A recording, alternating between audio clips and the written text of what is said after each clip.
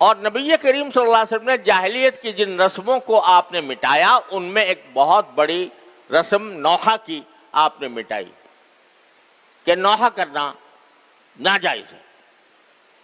تو یہ خود حضرت حسین رضی اللہ تعالیٰ عنہ خطبے میں یہ فرما رہے. ظاہر ہے کہ نواسے تھے رسول کریم صلی اللہ علیہ وسلم کے, آپ کے جگر گوشے تھے, آپ کی تعلیمات سے کیسے ذرہ برابر وہ انحراف فرما سکتے تھے؟ تو انہوں نے یہ خطبے کے اندر خود یہ وصیتیں فرمائیں. افسوس ہے کہ ان کی ساری وصیتوں کو پس پش ڈال کر ایسی رسمیں ایجاد کر لی گئیں کہ جس کے نتیجے میں خود نہ صرف رسول کریم صلی اللہ علیہ وسلم کے ارشادات کی نفی ہوتی ہے, خود حضرت حسین رضی اللہ تعالیٰ عنہ کی وصیت کی نفی ہوتی ہے. اور ایک پورا ایک طوفان برپا ہو جاتا ہے نوحوں کا اور ماتموں کا.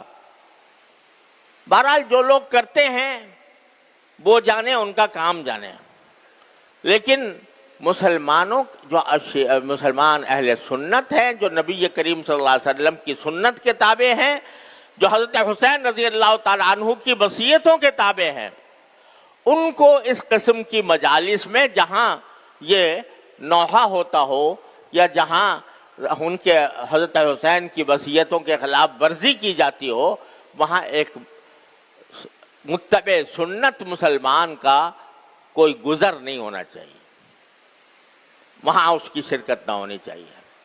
کیونکہ رسول کریم صلی اللہ علیہ وسلم کا ارشاد ہے کہ جو شخص کسی ایک مجلس میں بیٹھتا ہے, کسی بڑی مجلس میں بیٹھتا ہے, چاہے بیٹھا ہی ہو, دیکھنے کے لیے بھی بیٹھا ہو, تو اس کا شمار اسی مجلس کے لوگوں میں ہوگا. لہذا جو کر رہے ہیں وہ اپنے اعمال کے خود جواب دہ ہیں, اور ہمیں ان سے تعرض اس لیے نہیں کرنا کہ ہمیں اس کا حکم نہیں دیا گیا.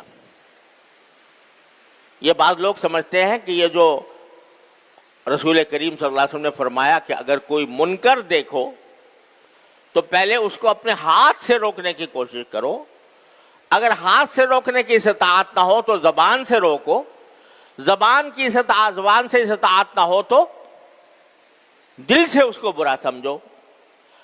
تو اس کی تفسیر اصل میں یہ ہے کہ جو صاحب اقتدار ہے, جس کو اقتدار حاصل ہے کسی حصے پر, اس کا یہ فرض ہے کہ اگر وہ اپنے زیر اقتدار علاقے میں کوئی منکر دیکھتا ہے تو اس کو ہاتھ سے روکے, قوت سے روکے. مثلا ہمارا تھوڑا بہت اقتدار اس مسجد پر ہے, اس مدرسے پر ہے, یہاں اگر ہم کوئی منکر ہوتا ہوا دیکھیں تو ہمارا فرض ہے کہ اس کو قوت سے روکیں, ہاتھ سے روکیں.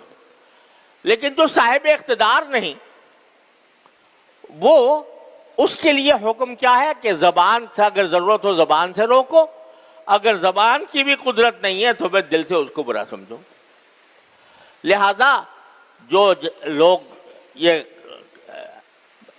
رسمیں بجا لا رہے ہیں, نوحے کی, ماتم کی, جلوسوں کی, تعزیوں کی, جو کر رہے ہیں اس کے وہ اعمال کے خود ذمہ دار ہیں.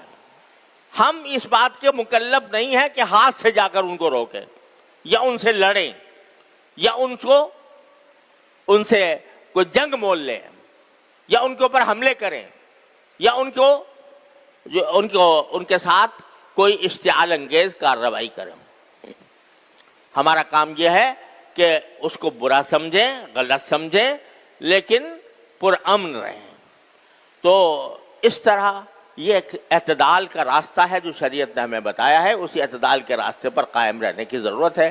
اللہ تبارک و تعالیٰ اپنے فضل و کرم سے, اپنی رحمت سے ہمیں عاشورہ کی فضیلت کا حقدار بھی بنائے اور اس کے تقدس اور اس کی برکات سے ہماری زندگیوں کو روشن فرمائے.